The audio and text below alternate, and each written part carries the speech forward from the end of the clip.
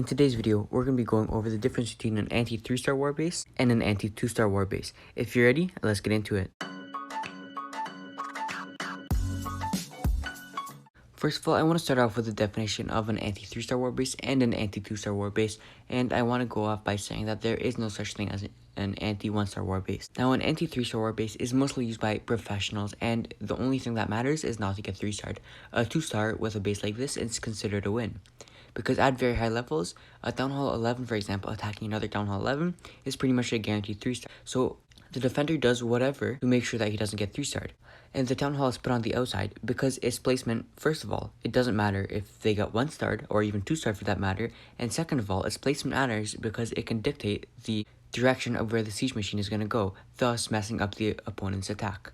An anti-2-star warbase, on the other hand, is the base, and the sole purpose is to protect the Town Hall. So if the opponent gets a 3-star, that's obviously bad, but the main thing that the defender is trying to defend is the Town Hall, and that is why on an anti-2-star base, the Town Hall is always centralized. Now, which one is right for you? Now, this is, in my opinion, who should use what base. If you're in a high-level, professional, or really competitive clan, I do suggest that you use an anti-3-star warbase, a clan that is in very high levels, has very high-level players, very active, very strict clan. I do suggest that you use an anti-3-star warbase because most times the competitors that you're going against are going to have much more skilled attackers, and because of this, they're going to be able to 3-star your anti-2-star warbase if you do so happen to use one. Whereas an anti-3-star warbase, they're going to have much more difficulty to 3-star. As you can see right here, I'm going to go times 4 speed. And as you can see, even though they did get 2 stars, they were only able to get 2 stars and not 3 stars. And in my opinion, this is considered a victory. This Town Hall 13 decided to use an anti-2-star warbase, and as you can see here, it didn't end up so well for him because the attacker just completely smushed it. Anti-2-star warbases are typically easier to 3-star than anti-3-star warbases because, well, it's in the name. Anti-2-star versus anti-3-star. Anti-3-star is literally an anti-3-star warbase, and it's if it's a good one, it's usually very hard to 3-star. On my channel, I have many anti-3-star warbases that you can copy if you want. So if you're in a lower level clan or a much less competitive one where it's okay and you're going against attackers that aren't quite as serious or maybe not quite as good, then I do suggest that you use an anti-2-star warbase because, like I said again, they're more likely to get a 1-star on your base and the Town Hall will be more likely to be protected. But if you do so happen to go against a much higher level player, then they're going to be able to 3-star your base much easier if you do happen to use an anti-2-star warbase. I'm just letting you know. As you can see, this Town Hall 13 decided to use an anti-2-star warbase in war, and as you can see here, once again I'm going to go times 4, he just gets completely demolished and he gets 3-starred, and as you can see, number 1, it usually sucks to get 3-starred as a number 1, because that's usually the last person to get 3-starred, but in this scenario, he did, and that's because he used an anti-2-star warbase. Now let's go over some of the pros and cons of both of these bases, starting off with the anti-2-star warbase. Now, for the pros, I do want to say that it does have its place in lower level clans where it can get 1-star, and sometimes that is very beneficial for the clan war, where it can essentially just give your clan war a huge boost and pretty much make you win if the attacker does in fact just get 1-star on your base, which is the base's goal. So if you do find a really good anti-2-star warbase, I really personally love ring bases. If it's well made, then it works amazing. It can really boost up your clan. Also, I find that they're easier to make than an anti-3-star warbase because an anti-3-star warbase, there is much more to take into account than an anti-2-star warbase. Obviously, you can make a really good anti-2-star warbase, put a lot of effort into a lot of thought in it, but in my opinion, just not quite as much as into an anti-3-star warbase.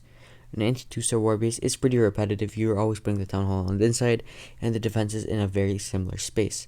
Another thing I want to say about the anti-2-star warbase is that it's much easier to 3-star than an anti-3-star warbase because it isn't necessarily meant for high-level wars. It's fairly simple to 3-star with most attacks in the Clash of Clans meta today and the future attacks to come. Another thing I want to say is that because the Town Hall is so centralized, it's very easy for the siege machine to funnel and path right into the center so that it can get maximum value. So pathing for the siege machine is pretty much made as simple as possible for the attacker. This isn't always a problem if, once again, you're in a simpler clan and going against simpler attackers who are going to be attacking your base, who might not have siege machines. It might also be more beneficial to use an anti-2-star warbases at Town Halls where the attacker doesn't have a siege machine. As the town hall on the outside of an anti-3-star warbase, its placement is very important solely for the purpose of the siege machine. For anti-3-star warbases, I personally love them because oftentimes the attacker who is of the same town hall level does not end up getting a 3-star. As you can see here, the attacker who is Town Hall 11 has to dip down because the original attacker, who was at Town Hall 9, failed his attack on this guy who's using an anti-3-star warbase. Now, talking about, pathing, siege machine, all that, pros, cons of an anti-3-star base, let's talk about that right now. So I want to start off with the most commonly and kind of hated thing, which is the Town Hall on the outside. It is extremely easy to get a 1-star on an anti-3-star warbase. Literally anyone can do it. As a Town Hall 3 can get a Town Hall 3 can get at least a 1-star on like most anti-3-star warbases, even from high level players. And you know what? That kind of sucks, but at the same time, who really cares? Another thing that I want to say is, in my opinion, that's more or less the only con.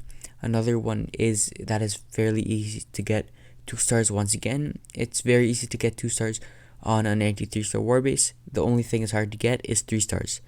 As a Town Hall 9 could probably get at least 2 stars on like a max Town Hall 13 who has an anti-3-star warbase, because it's just like Baby Dragon Queen Charge style attack. It's very easy to do that, and that's how many like Legends League Town Hall 9 pushers got so high up there. Now, another thing I want to say is obviously the siege machine pathing.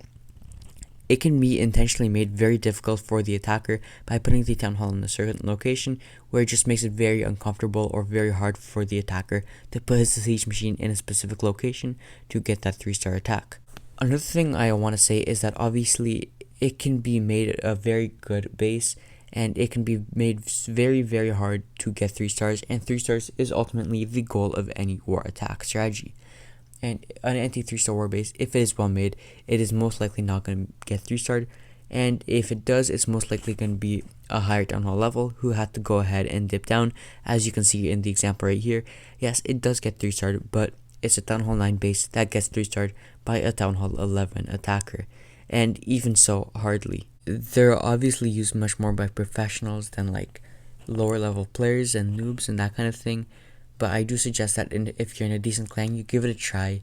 You see if you like it, if you don't like it, what your clan thinks about it, and so on. If you've made it this far, let me know in the comment section down below, because honestly, looking at my YouTube statistics, not many people actually get this far into my video. On average, it's only about 30% retention. And if you've made it this far, you're honestly in like the top 1-2% of people. So if you did get it this far, please make sure to give this video a thumbs up, subscribe if you haven't already, and tell me down in the comment section down below that you did those things and that you reached this point into the video. And I promise I will answer each and every one of you. Thank you so much for watching. I truly do hope you enjoyed, and see you next time.